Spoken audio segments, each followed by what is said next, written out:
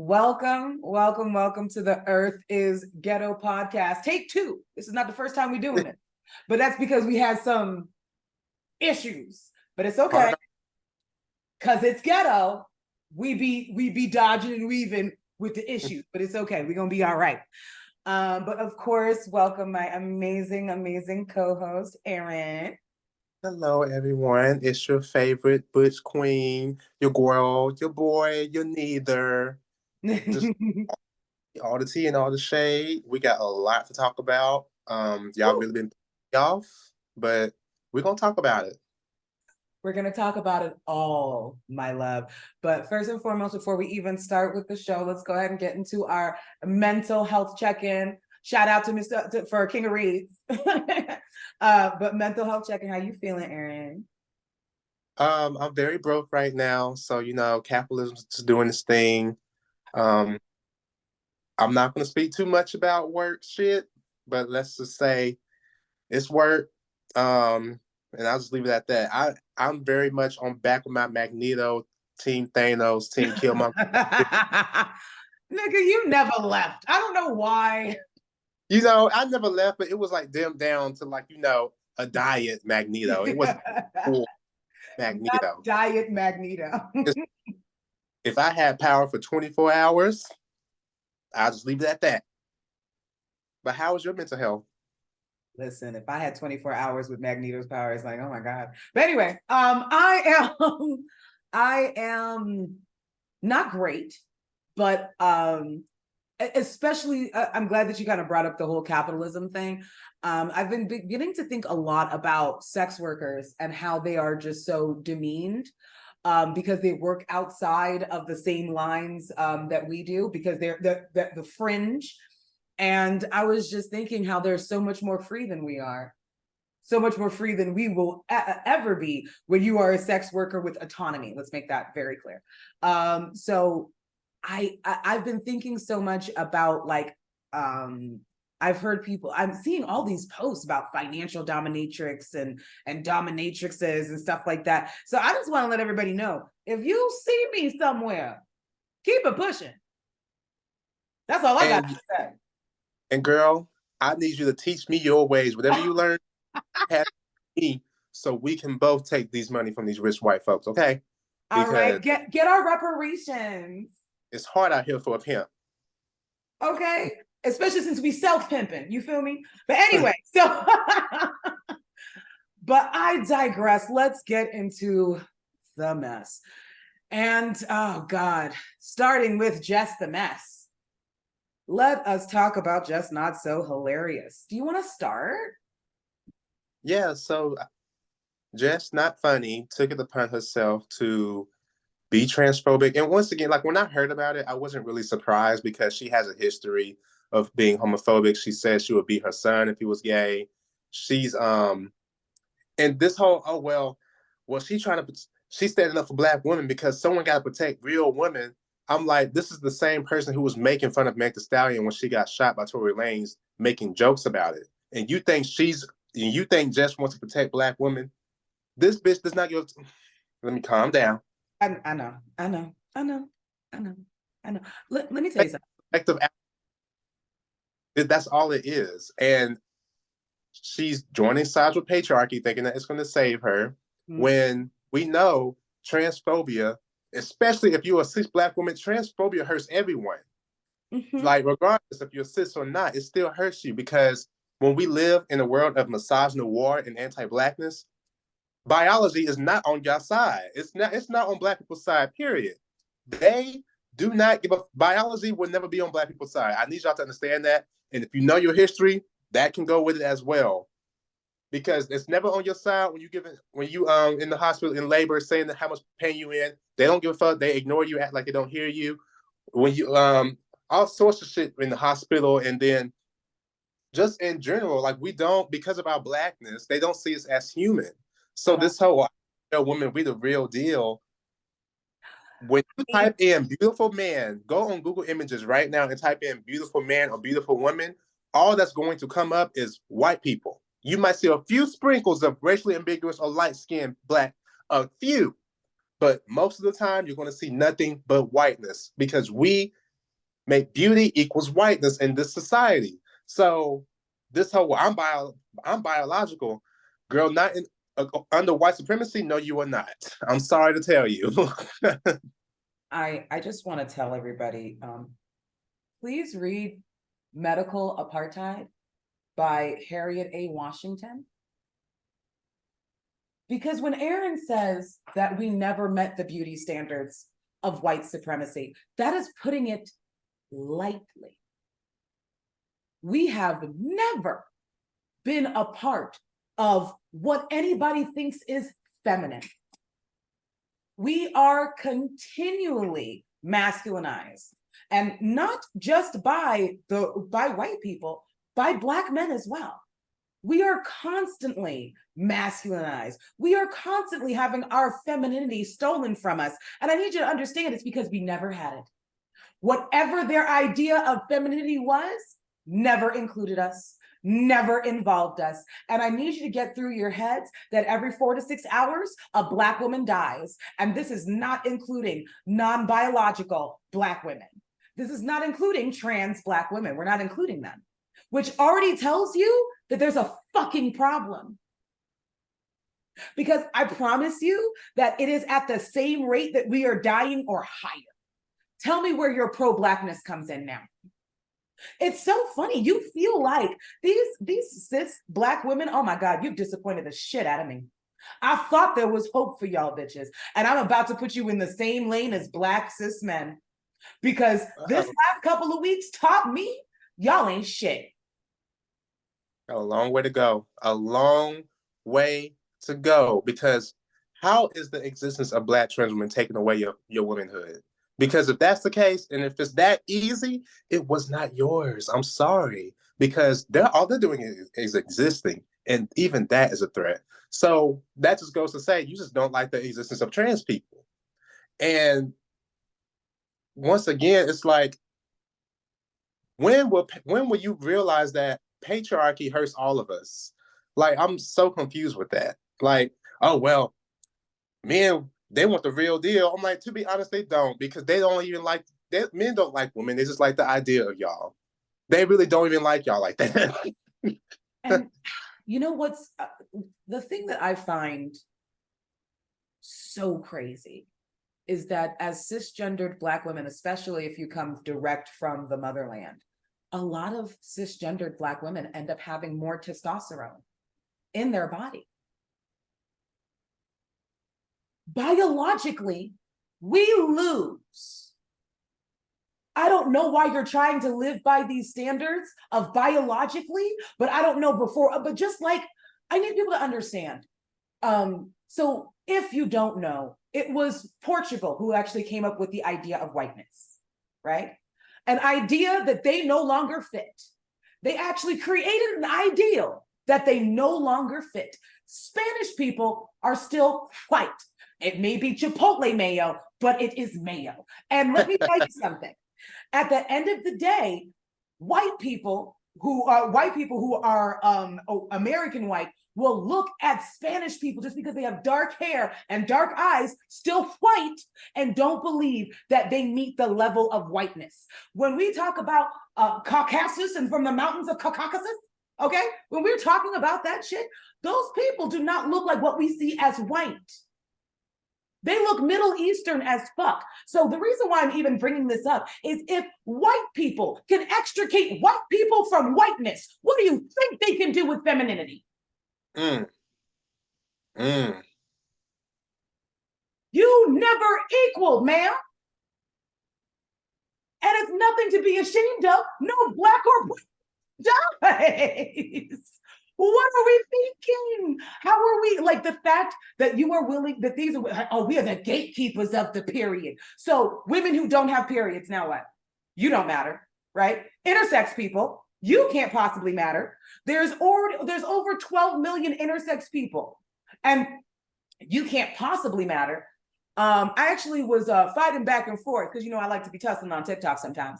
And there was these several Black women who were going on this tirade about, we are the real women and where is our respect? It was never there. It was never given to you. You always had to take it. But now my question is, who are you trying to get it from? White Who are you trying to acceptance. get your femininity from? And that's, y'all not hear yourselves? Do know you are more than your vagina, right? Like, yourself, well, I can bleed. Where's your, like, come on now. That's like, you're more than your uterus. You're more than your vagina. Trans women are not, most of these trans women don't even want the fucking vagina. They don't care about that shit. They don't want no fucking period because womanhood is more than that. Like, come on now. It's not saving you. And this whole thing, well, y'all taking stuff away from us. We can't never have anything. Name me a trans person in Congress who was taking your rights away strictly because you are cis. Name me one. I'll wait. You can't. Now, name me a person cisgender Congress who was taking away laws because over 300 of them. See, it sounds like we're running through a pattern that we don't care that we're in. And at this point, I gotta be like Harriet Tubman and realize not all of you can come with me. That's where we're at right now. And as far as Just Hilarious is concerned, I could be real petty. Okay. I could be real petty. I could say something like, listen, you bad body ass bitch, you had to go get a BBL so people would stop thinking you was trans, but that never even helped your ass, and that's why you so upset today. But let me tell you something, as a cis woman, let me go ahead and bring up my grievances with trans women. Let's go ahead. I'm very upset y'all don't have as much cellulite, bitch. That makes me very motherfucking upset. I got nothing but dimples. Y'all bitches, turn around, the shit is nice and smooth. It's fucking sculpted and shit. It's poking. I got like a dented part of my ass, like I slammed up into something. That's upsetting. Now, if cis women could go ahead and just be honest about why you really don't like trans women, because listen, that no cellulite thing, that I had to get rid of that. That fucked me up for a while because I was like, you bitches. But I have to get over it. You know why? Because we're all Black women at the end of the day. No matter what is going on, no matter what is happening. And I'm also gonna say that sorry, my vacuum thing is moving all on its own. It had a ghost. Anyway, but now I'm realizing that one of the things that I cannot stand the most is the hypocrisy of Black cis women right now. And I want to let you know, you have a lot of books to read, my love. Because the people who are trying to take your rights is the niggas in the government and regular fucking men of all shades are trying to take all of your fucking rights away. So instead of actually trying to fix what happened with Roe versus Wade, instead of trying to go ahead and like get the wage gap down to here, we're going to be pissed at Black trans women. We're going to be pissed at trans women. Less than 2% of the goddamn country. Okay. Y'all are not serious people. Like, y'all are just not serious people. I'm sorry, because the selective outrage is doing it is right there. Like, we have all these white men in Congress taking your rights away, and you want to be mad at Black trans women, not realizing that misogynoir and anti-Blackness affects everyone, even if you're cis. Like, it's really sad. And I don't, once again, can't move forward until you deal with that and ask yourselves, why does it bother you? Because I've seen it as well, like other Black women come out and say, yeah, people be calling me trans too, and I don't like that. Why does it make you so mad if someone say, hey, trans or whatever? So as a person, and by the way, I feel like most Black women can say this. I've been misgendered many times. And to be honest with you, misgendered mostly by Black men. I'll go ahead and send a voice note, and this nigga like, oh, that voice a little too deep, shot it. And you're like, oh, oh my God, hi, this is Stephanie. Like, what did you want me to say? And how did you want me to say it? And I'm letting you know, as a person, as a Black woman who has a cisgendered Black woman who has been misgendered over and over, it felt like I was fighting for my femininity. But the reason I felt like I was fighting It's because I didn't realize it was already mine. And no one could take away my sense of womanhood. Just like no one could take away your sense of personhood. No one could go ahead and force you in one lane or another. No one can take this from me by existing. And they can't take it from me if someone mistakes me as you. They still haven't taken it from me. Instead of thinking to yourself that this man has some really fucked up ideas of what is feminine and what is masculine, and even if that fucking matters, instead we're like, it's the trans women's fault. I need y'all to be fucking for real. And I need y'all to get a fucking life. And listen, I love Black women because I love myself. I love Black men because I love myself. I love Black people because I love myself. But I will not hesitate to extricate you from the community for causing damage. Period. Yeah. All about harm reduction. If you are a virus, I'm going to get rid of you. Where's the chemo, bitch? Let's make the tumor smaller.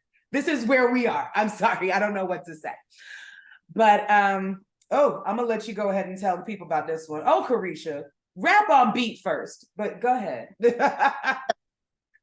So Caresha, aka Young Miami, the more homophobic ones of the two, recently let her 10-year-old son throw money on grown-ass women, half-naked ass women, strippers.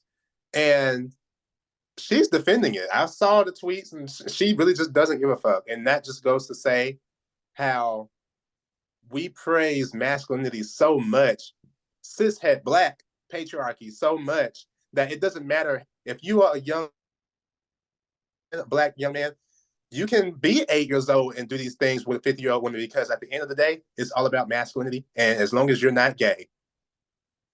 And that's all they care about.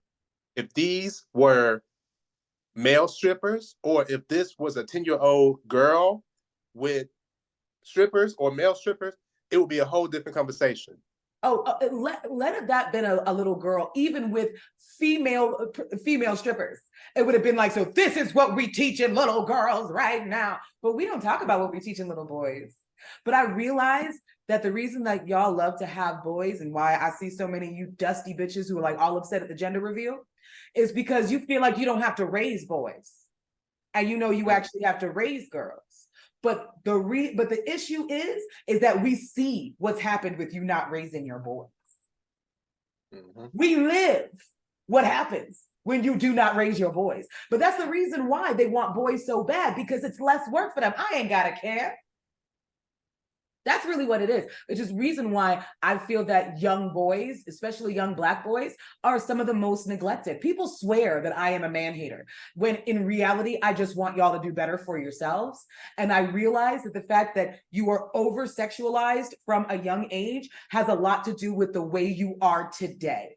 And I'm sorry, Caresha, baby, I saw that Breakfast Club interview where you said you would beat your son if he came out as gay. I swear, a lot of y'all bitches be saying that. A lot of y'all bitches be saying that. Loud and proud too, and then be confused when people are like, "Girl, this ain't it." Like, whatever. Like, oh my God, I just said this one little thing. That was super hateful, but okay. So I remember being in even a full-blown relationship. I was fucking this girl, and it was fun. I was fucking this bitch. It's great. And then, you know, as you know, shit happens, she ends up getting a man later. She wanted me to make her a girlfriend. I was like, that sounded like too much. And she moved on to the guy. And this was just when Empire had really started and really began to pick up pace before it like went down in the toilet. So I think it was like at least the first season. And I saw this tirade she went on Facebook talking about, my son can't even watch TV with me. Nigga, why is your 4-year-old son watching Empire with you? Those don't seem like adult themes. I feel like they don't realize that when they talk, they just sound like bad parents. I feel like they don't realize that when you talk, like you're his mother. Okay, no, it's fine. You want Fox to do the parenting for you. Understood. So when I went ahead and I, confronted her about it, and I was just like, bitch, I had your whole pussy in my mouth, and this seems a little homophobic, so I'm trying to figure out where things land, you know? And she basically said, no, well, that's okay for us, but not for my son. And that's when I realized you're stupid and we can no longer have conversations and I cannot be. I was just like, I didn't know stupid pussy could be so good.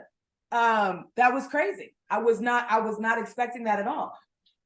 Look, I had a similar situation happen to me one time. Like, this nigga I was with, amazing dick. And then he said some transphobic shit. I said, God damn it, it was good riding you, but I can't deal with this.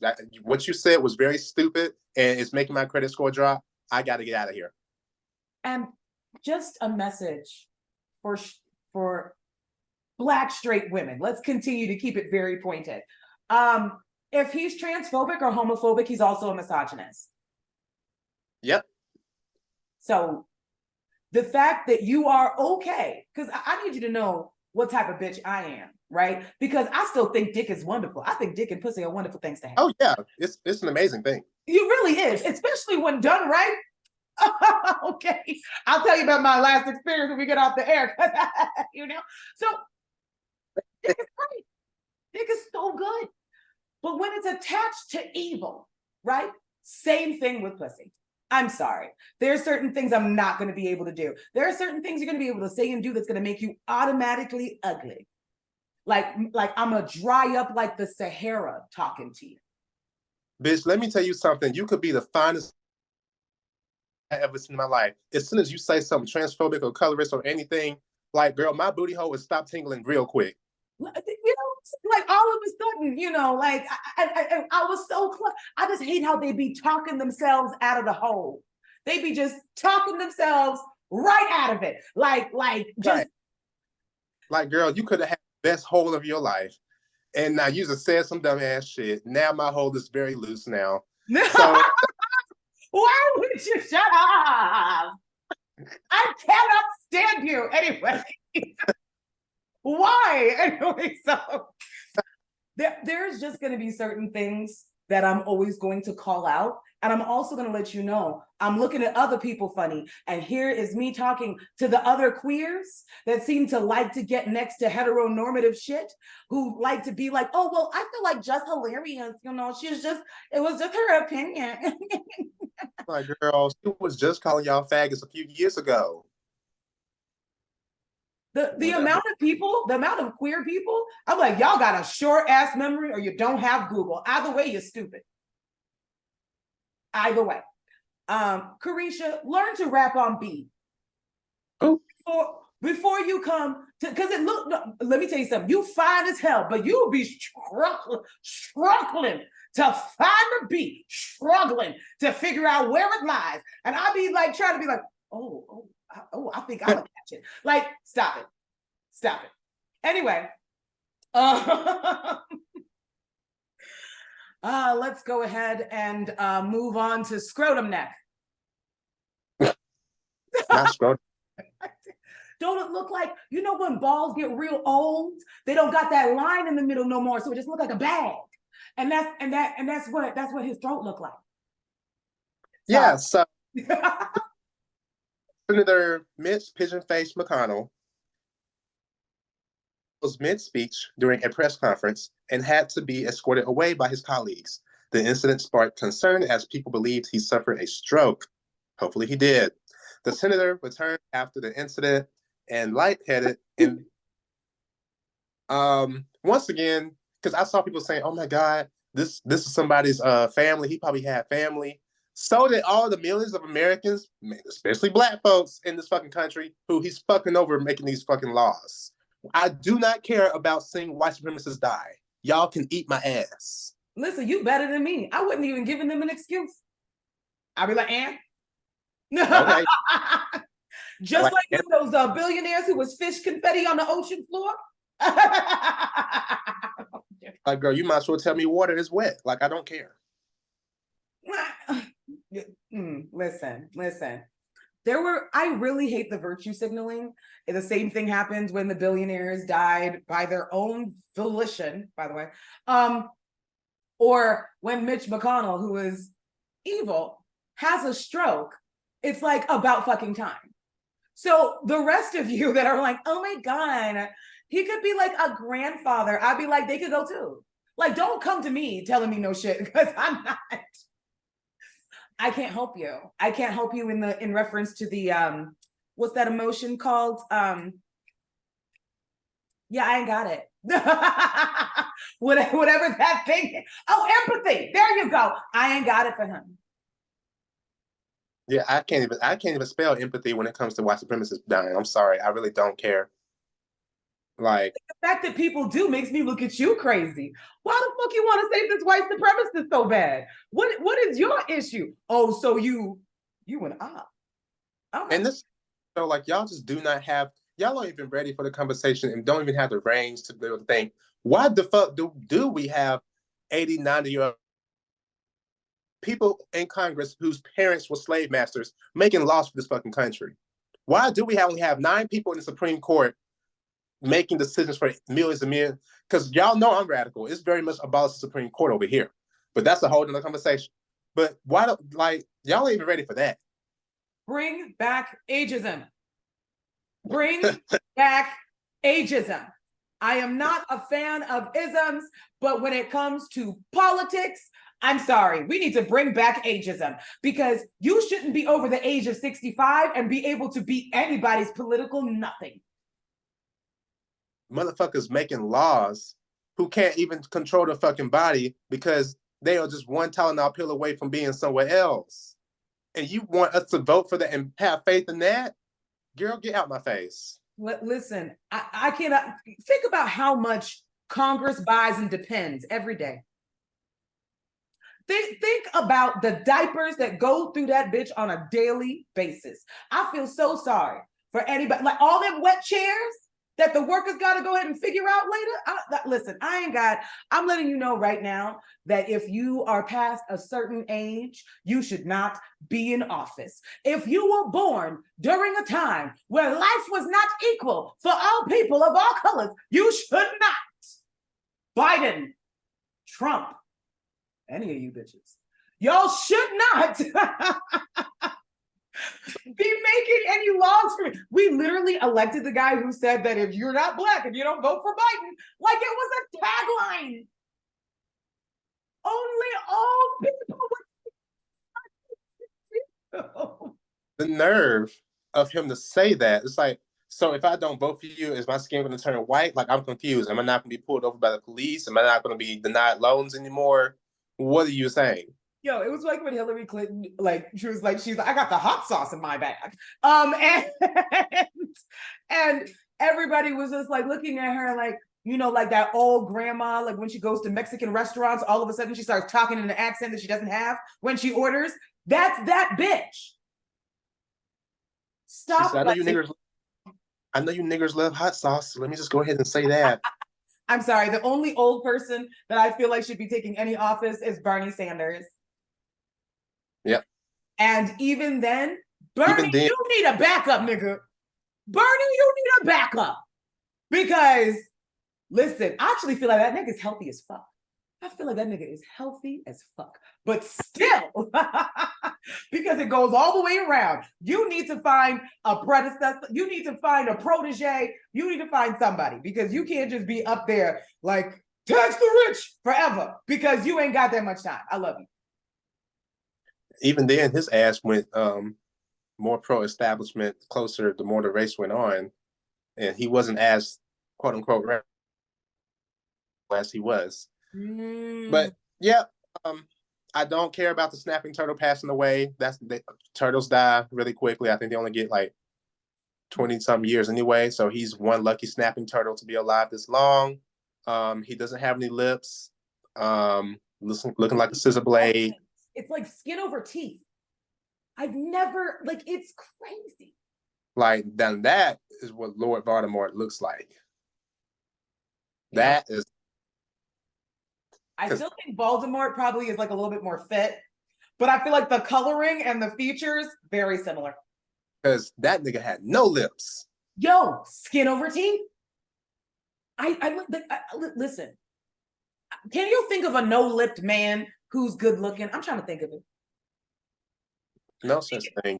No, Paul Bettany, he is actually a good, decent looking white man, and he ain't got that much lips.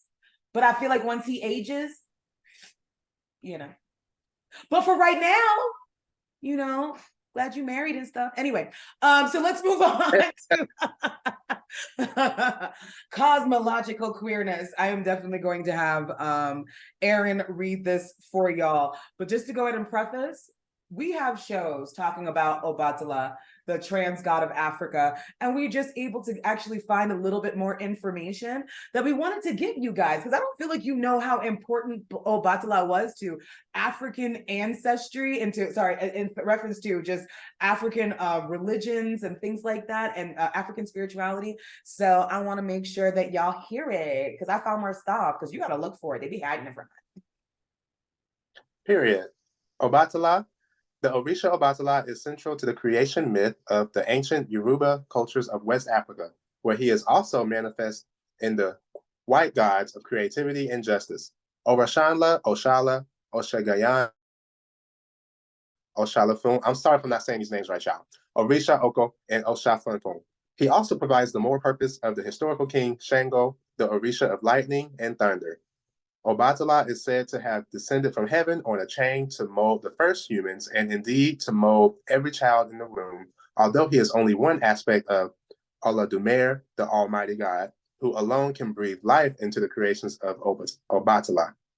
A saint among saints and the archetypal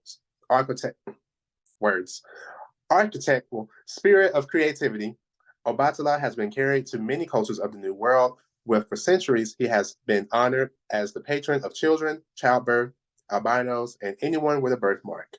In the New World, as in the Old, it is said, quote, Obatala marks his children.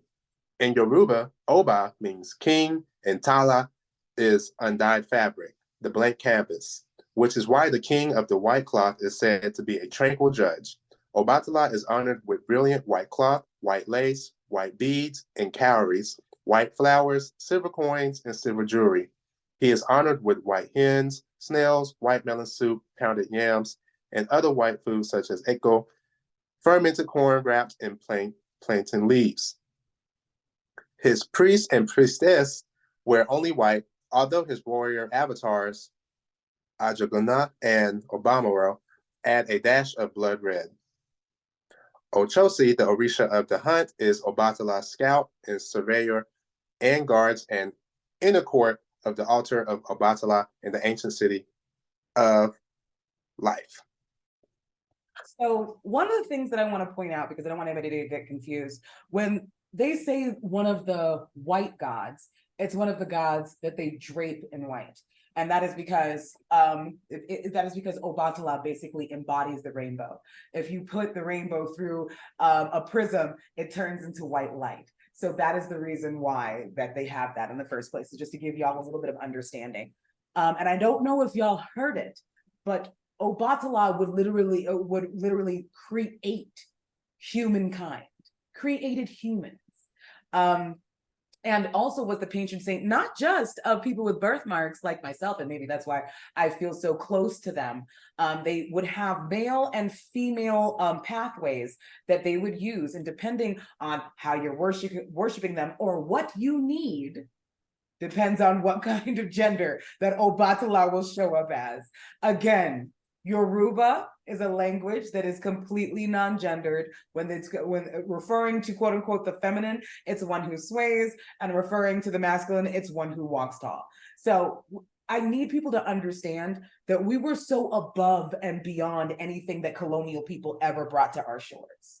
We were thinking so far beyond, like Nigerian people, especially as problematic as Christianity has made them today. It's crazy, because before any of that, they wouldn't even give their children a gender until they got older and realized what kind of energy they emoted. If that is not an example of emotional intelligence, I don't know what is. And this is just us continually to let you know that Africa is you as trans, non-binary, and queer people. Period. If you are Black and you are non-binary, you are trans, you are queer, like Obatala is someone that you need to learn about. Even if you're an atheist, you see Aaron, okay? You see. But I learned so much from it, like, and that's the thing, like me and Sydney, we learn like because I learn from her, she learns from me. You know, like I think that's a great thing. And plus, this is some powerful shit because how often as Black queer people do we get told, well, that's never been a part of our culture? No, bitch, it has since the beginning of time. It is your culture, which is why you run from us so fucking hard. It's been here since the beginning of time, and we are very quite divine. Ashley, you can't get no pro-Black, no more pro-Black than bitch. My existence is as pro-Black as it can get, bitch. Bow down, how I'm just playing. Bow down, bitches. Let me see. You know what? Let us both stop. I'm sorry. I don't know why you said that. But yeah, so it's so annoying when I see cishet Black people going back and forth with gender wars. Oh, as a man, you're supposed to do this. Or, Black women need to do this. It's like, bitch, we did not subscribe to any of these rigid colonial gender binaries that y'all are trying to hang on to. Like, we didn't even know, like, girl, these white folks came over here and saw the power and the multiplicity of Blackness and how much we were able to accomplish with that without the idea of gender and forced that shit on us. Mm-hmm. So, and it's really sad when I see Black men be so super macho masculine or do all this shit for masculinity and praise. It's like, girl, y'all are doing the white man's word. Like, this is what they wanted. And do you see the difference between African spirituality and Christianity? Like, African spirituality is never going to deny heterosexual or straight people their right to exist. It literally just expands the mind to realize that other people exist as well. And instead, in more than just they exist, you should be learning from them. That's what African spirituality says. Your whole religion invalidates our existence. And you expect us to be like, it's bubbling, it's bubbling, it's bubbling in my... No, nigga, fuck you. Like, you hate us.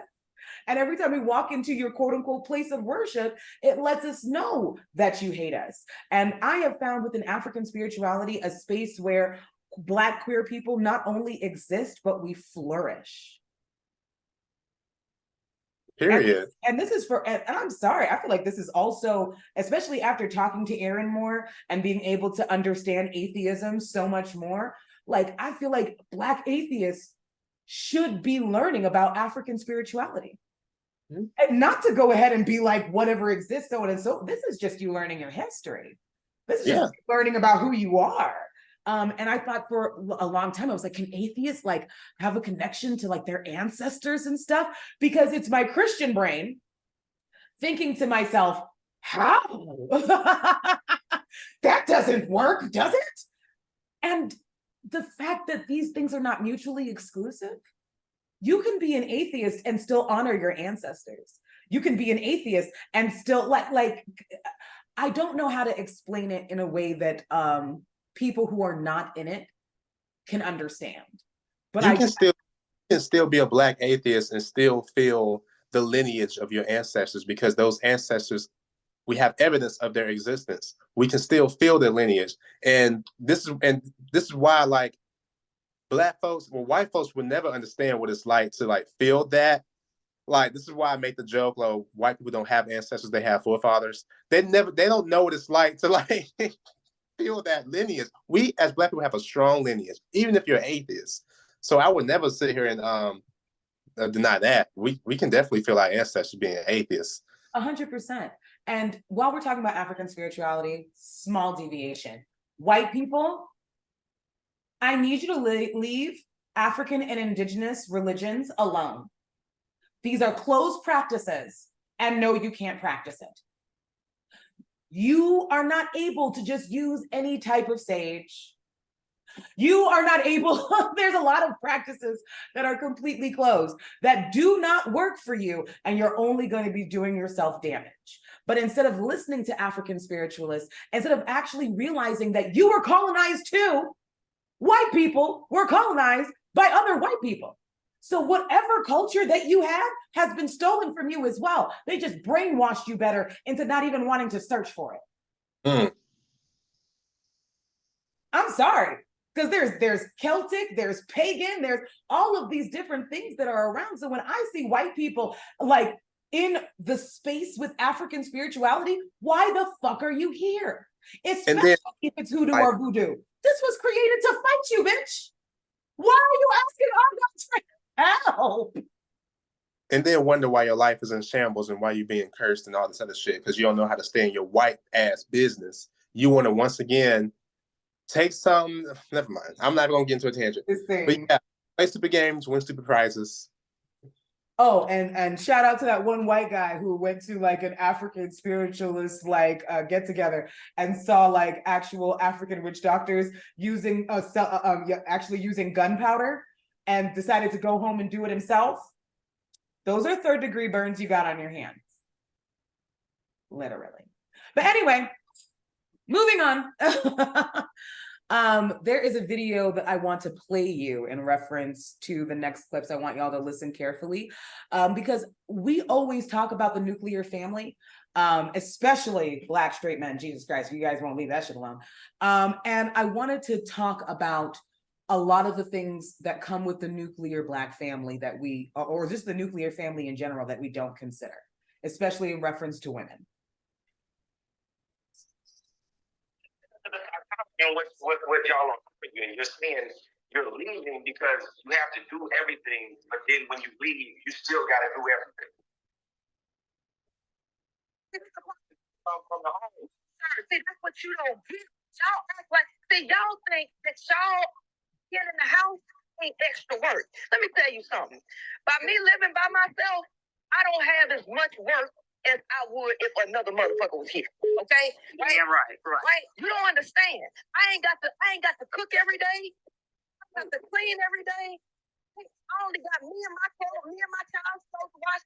I don't have to manage you, sir.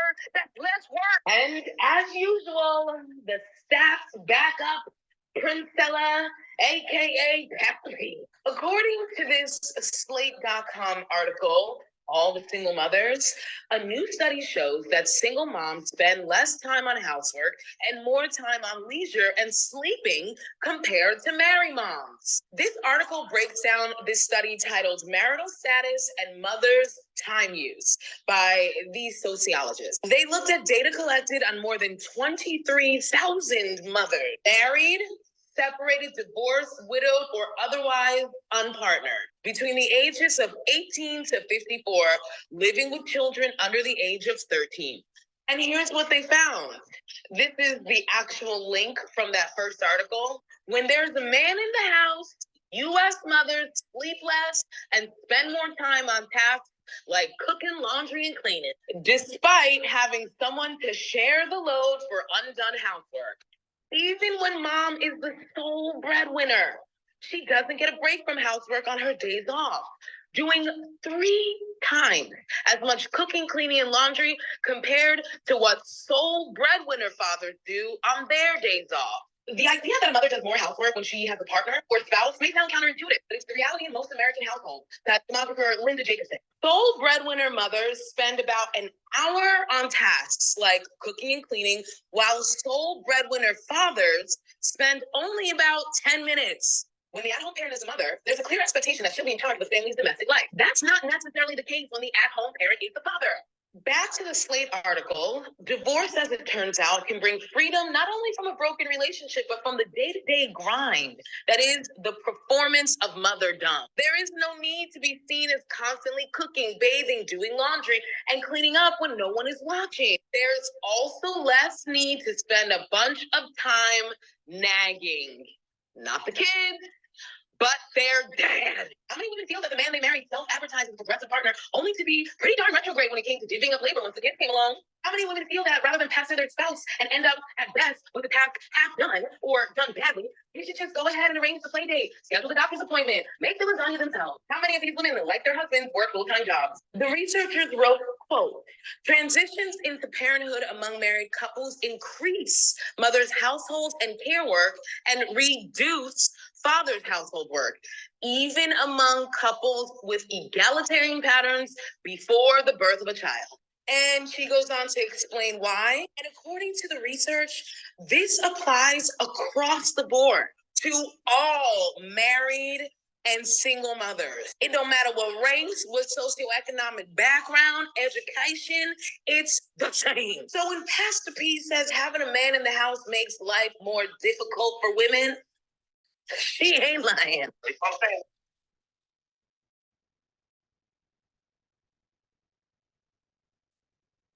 So one of the first things upon hearing this, I want to say, first of all, facts.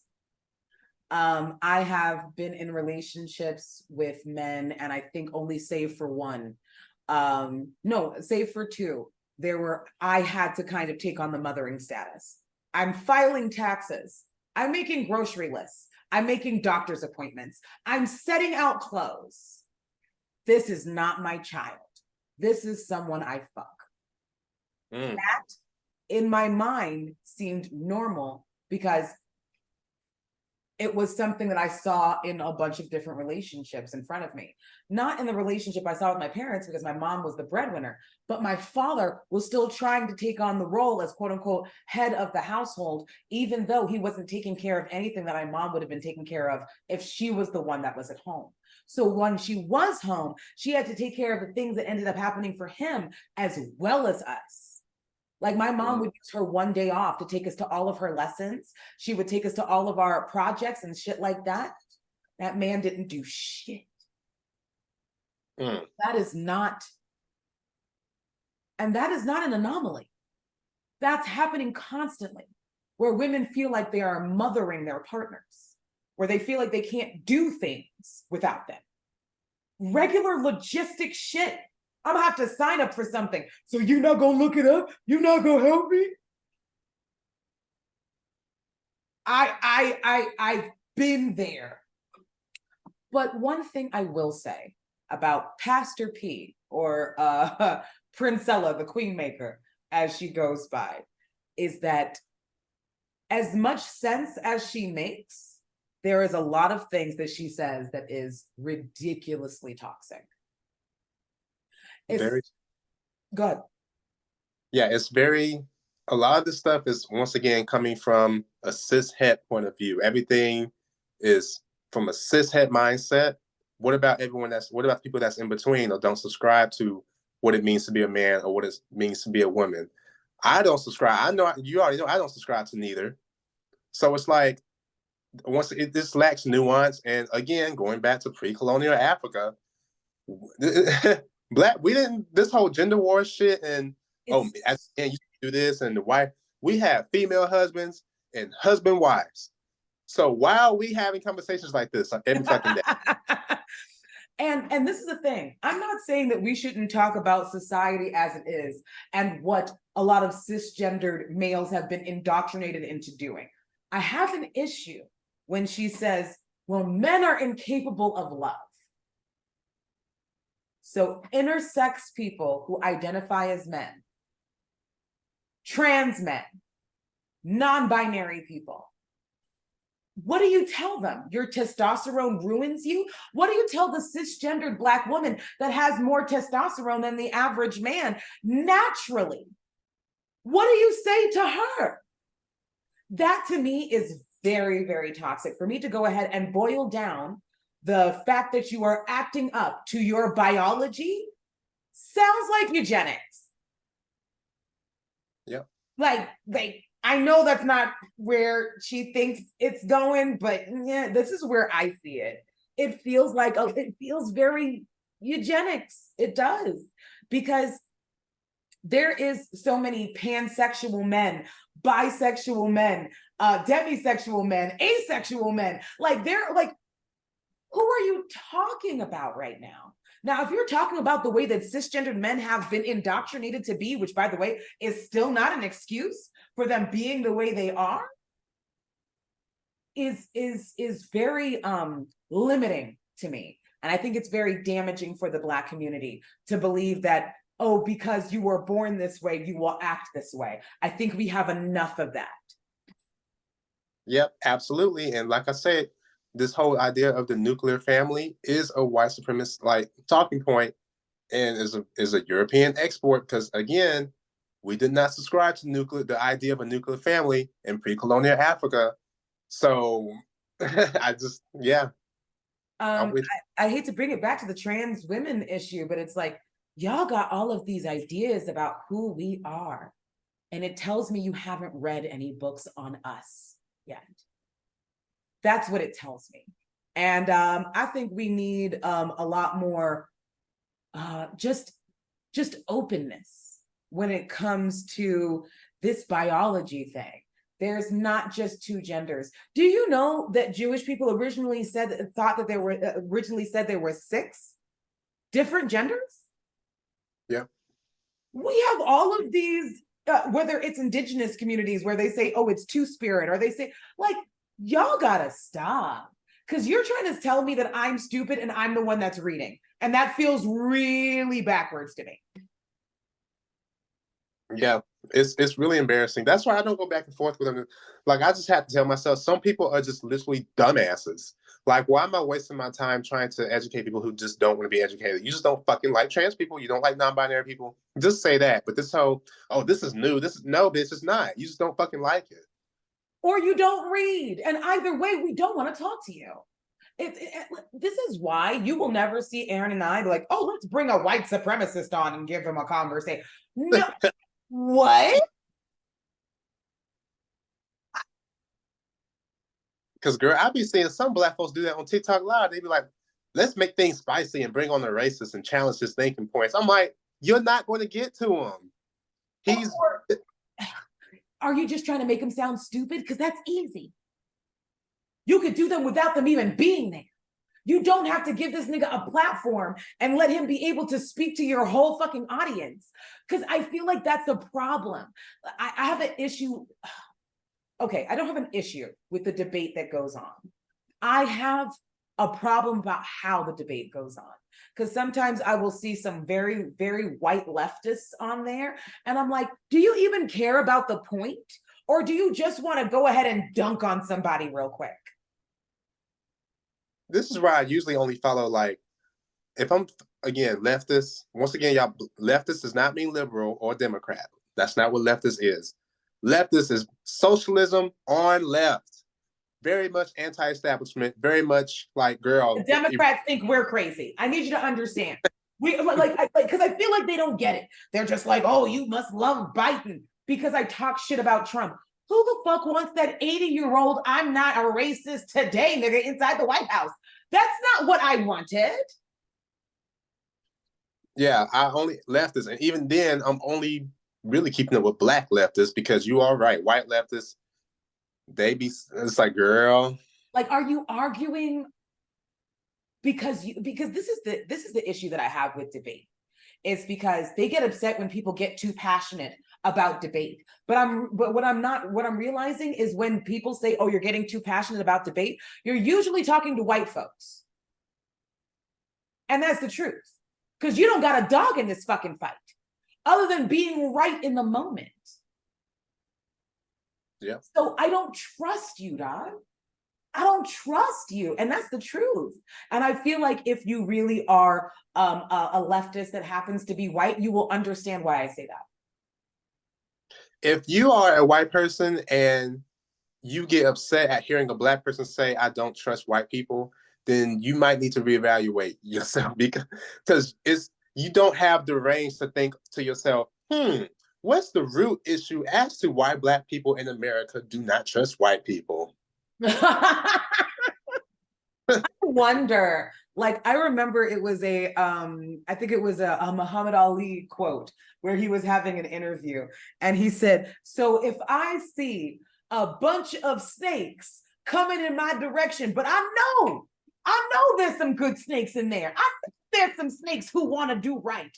Am I supposed to go ahead and do I close the door on all of them? Or do I open the door and let those few come in? Like, which one? What are you actually asking me? So you're basically telling me because there's some white people who are supposed to be great, I'm supposed to ignore all the ones who are trying to kill me? White people do not know how to think outside themselves.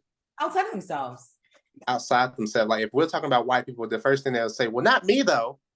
It's like which already tells me you're an op.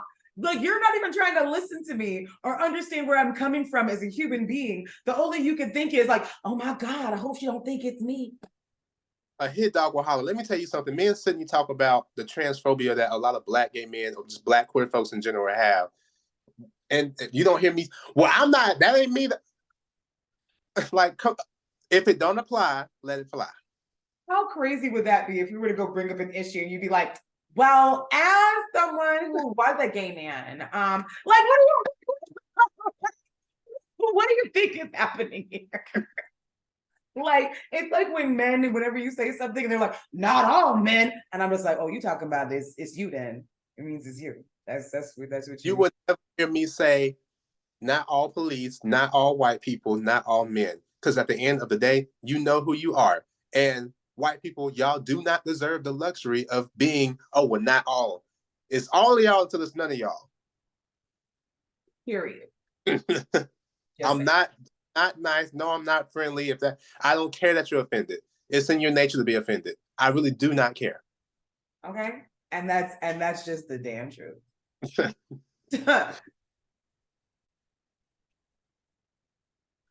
Okay. So time for the next topic that I'm just going to go ahead and have you take because yeah. So lately, as we all know, like homophobia and transphobia has been on the rise. We recently had a Black gay man who was unfortunately killed from a hate crime. Says here, a man was fatally stabbed in confrontation as he was dancing at a gas station. O'Shea Sibley, 28 years old, was voguing when men attacked him with gay slurs and told him to stop. And then afterwards, they stabbed him. It was a group of guys. And my thing is this is exactly what the fuck we be talking about when we say all we want to do is exist. But you motherfuckers equate existing to it being forced. You just don't want us to exist because he was literally minding his own fucking business and they came up to him and killed him. So once again, it's never been about, oh, it's about the kids or y'all trying to force this agenda. You just don't like the existence of queer folks. And you just need to, just like I tell fucking white people, just be honest and own your title because your actions are making up for the title.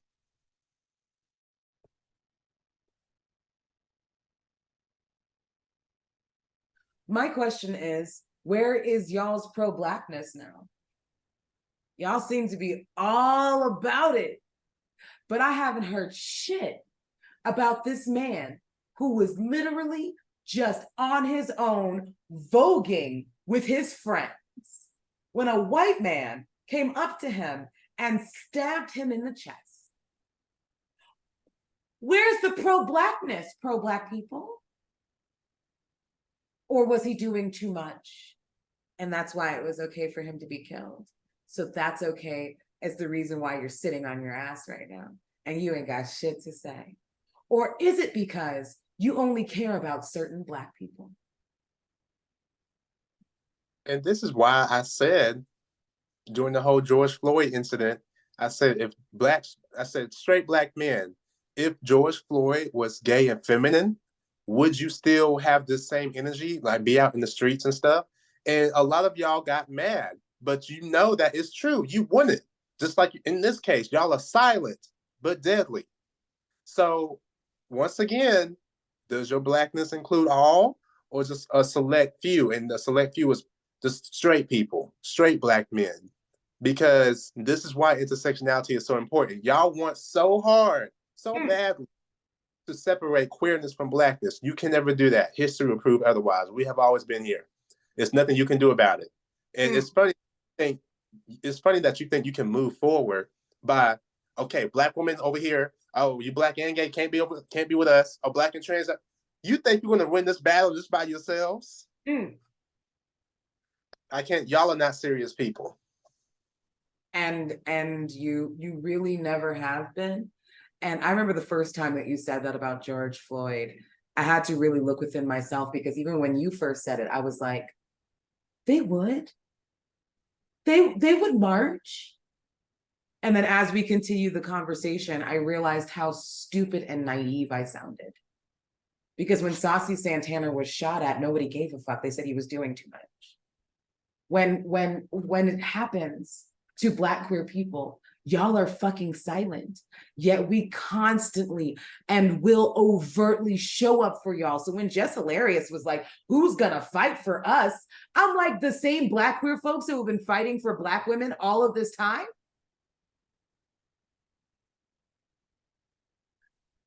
Ooh. Yeah, it's really y'all don't want to be free. I see now. Y'all do not want to be free. You just want privilege. You think someday you too will have white man's privilege. It's not going to work for you. I hate to tell you that. Selective out. Y'all just pick and choose. I don't take y'all seriously, and I stand by what I said because I saw a few of y'all talking about, well, that's sad, but this is not really a Black issue because it ain't got to do with the police and Black people. Y'all just don't give a fuck about queer folks. And even if they're Black, you don't see it as a Black thing. You only see it as a white. Queer equals white to a lot of y'all. So you don't give a damn. Nope. And that's it is what it is. And I want to say that speaks volumes for you as Black people to constantly not fight for Black queer folks as we continually fight for you. I will go ahead and give that a caveat. I will continue to fight for Black people, but the minute that I figure out that you hate us, I don't give a fuck if you're dead already. Once I figured out that you was not for us, I take the cape off real quick. Because why would I keep breaking my neck to fight for someone who doesn't give a fuck if I exist or not? Or hell, sometimes even celebrate if I'm dead. Some of y'all be... I see some of you motherfuckers every time a Black trans woman dies. That's good. We trying to clean out the Black. Like, y'all be celebrating. So yeah, like Sydney said, I will always continue to fight for Black folks. But as soon as I find out like a Black person is not for Black queer folks, Dr. Umar, I won't give a damn because he won't care if I'm dead. No, he won't. In fact, he will rationalize as to why you died. Which is why we have to continue to speak up for ourselves and to say our piece, because if we don't, when you kill us, you will tell everybody that we liked it.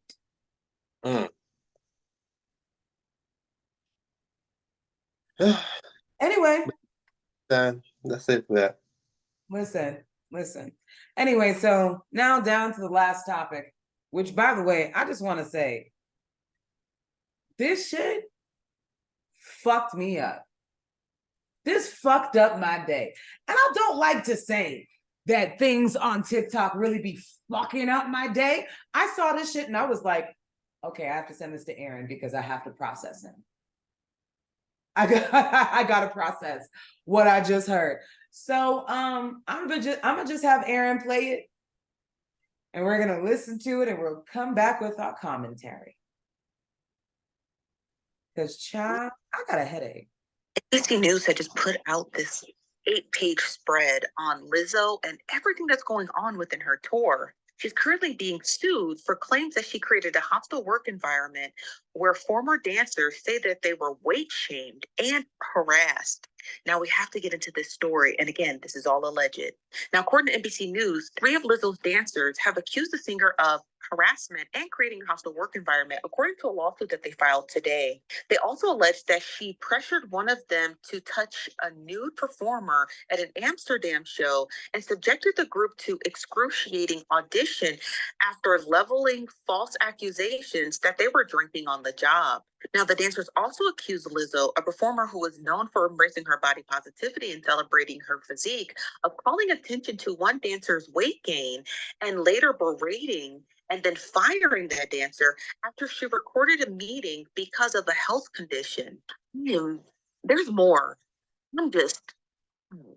Now, in the lawsuit, Lizzo's dance team captain was accused of proselytizing, which means like trying to recruit to other performers and deriding those who had premarital while sharing lewd fantasies, stimulating, and you can read that, publicly discussing of one of the plaintiffs. Wow.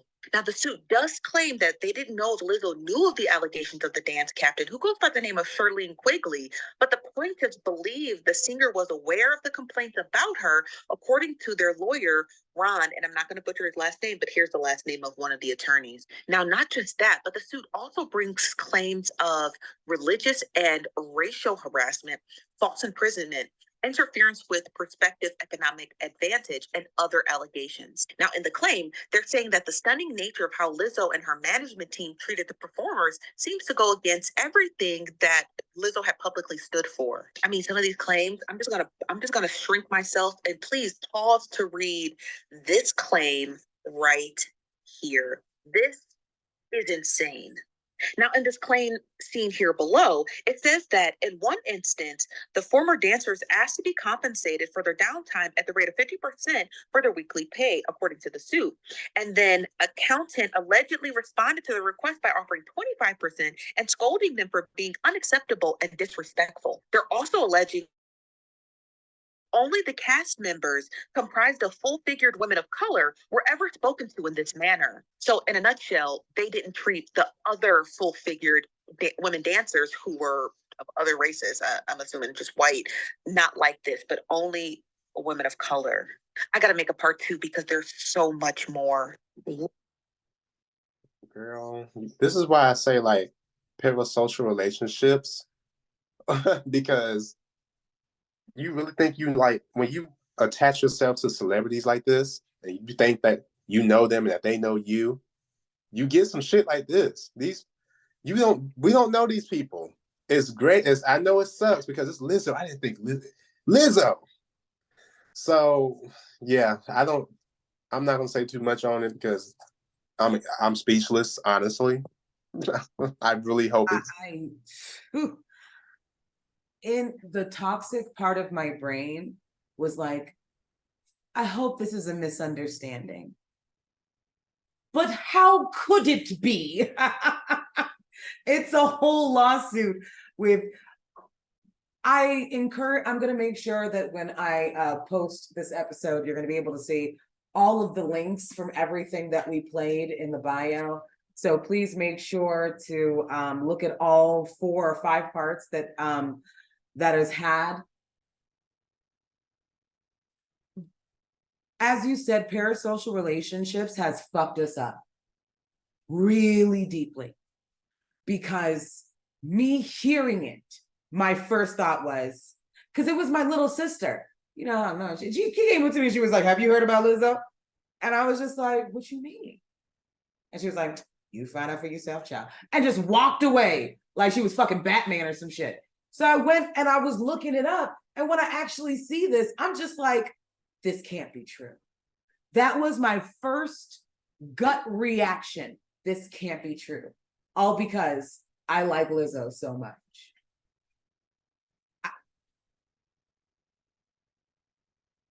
I had to go ahead and wake myself up. I had to wake myself up and be like, Sydney, well, that's fucking toxic. You can't just hear so. That's not true. Not my Lizzo. You don't know that bitch. yeah, they don't know you, like that you don't know them and they don't know you. Like parasocial relationships are like really get you fucked up. That's why like I don't stand anyone. You will never y'all know I love Beyonce down, for example. But you're not gonna see, but she is a capitalist. Her and Jay-Z are capitalists, and they do not know what it's like to be in our shoes. So this whole, oh, just quit your job, and they don't know. They will never know. But yeah, this is very unfortunate news. But when I think about celebrity culture, it's like, girl, it could be anyone. I hate to close out the show with that. Because it's like, what a fucking downer. Especially the times that I have gone off on this podcast writing for this bitch. It makes me really, really upset. It would be wonderful if it just came out like, oh, these bitches are just all lying on her. But as we have seen in the past, when Black women go up against people of power, we always believe the people in power and not the Black women. And I'm not going to be on the wrong side of history. And as we said, in reference to the Carly Russell situation, which I'm just going to lightly touch on before I get out of here. You guys were salivating at this story. As soon as you found out she was lying, you were literally saying that she's going to be the reason that nobody believes Black women. You already don't believe Black women. Don't use Carly Russell as an excuse. Let's be fucking for real. And obviously, the bitch has a mental issue. We're not gonna pretend she not cuckoo for Cocoa Puffs. It's the fucking truth, because you did a lot. But we're also not about to go ahead and pretend that we don't see society for exactly the way it is, in the way this Carly Russell situation played the fuck out, because a lot of you showed your ass. Just gonna be perfectly honest. And Aaron and I will never feel bad for believing Black women. You will never shame me for believing Black women.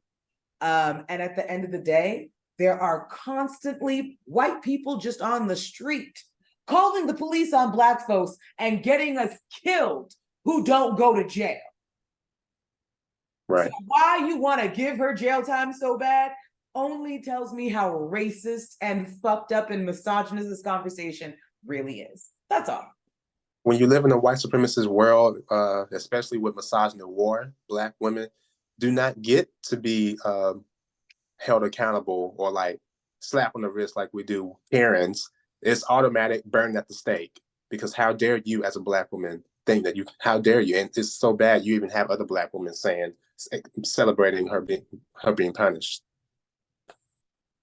I'm so disappointed in us. And I'm not going to do what they do and separate. No, you're just us. You're just the worst possible version. Anyways, so I hate to end it on a downer, but shit, we're still alive, so we still up a little bit, kind of. Anyway, so I just want to thank everybody for tuning in to the Earth is Ghetto podcast. Me and Aaron absolutely love and adore being able to give you these shows as bi-weekly as we can, because life be happening. Yeah. But more than anything, we are going to continue to be a safe space for Black queer people, Black femmes, and Black people that support the Black queer community. Period. You can listen to all of our episodes on all streaming platforms, anywhere you can listen to a podcast. Amazon Music, Spotify, Apple Podcasts, literally anywhere. If you are Black and queer and would like to be a part of the podcast, email or DM me or Sid. And again, must be Black and queer. We will see about scheduling you for a show. Period. You can follow me on Instagram. Aaron8077 is my username. And Sydney, what's your Instagram? It is Not Your Magical Negro. Nee is KNEE_GRO. But of course, we love you. We miss you. I hope you enjoy the show. And just remember, being queer is African. And we will see you in the next one. Bye, house. Peace.